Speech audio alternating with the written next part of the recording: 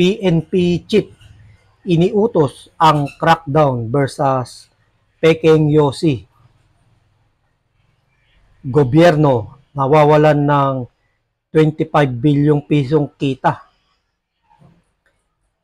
Iniutos ni PNP Chief Romel Francisco Marbil sa lahat ng police units na paigtingin ang kanilang monitoring at kampanya laban sa mga peke at smuggle na sigarilyo na nakakaapekto rin sa kabuhayan ng mga tobacco farmers, kalusugan ng publiko at pagkawala ng kita ng pamahalaan na umaabot sa 25 bilyong piso kada taon. Anya, dapat na matigil ang panloloko at pananamantala ng mga mapang-abusong negosyante na nakakaapekto sa ekonomiya ng bansa, gayon din sa kalusugan ng publiko. Sinabi ni Marbil na mas paiigtingin ang surveillance sapagkat mahigpit na pagbabantay sa mga borders at koordinasyon sa iba pang law enforcement agencies.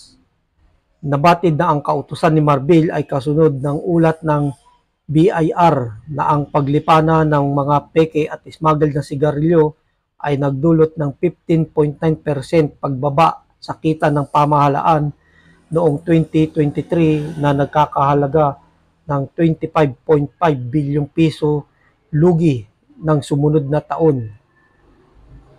Mula Enero hanggang Abril ngayong taon, iniulat ng BIR na 6.6 bilyong piso ang nalugi sa pamahalaan. Nagkaroon din anya ng police operation sa Sultan Kudarat, Tawi-Tawi at Zamboanga City na nagresulta ng pagkakakumpiska ng mga peke at puslit na sigarilyo na nagkakahalaga ng 10 milyon.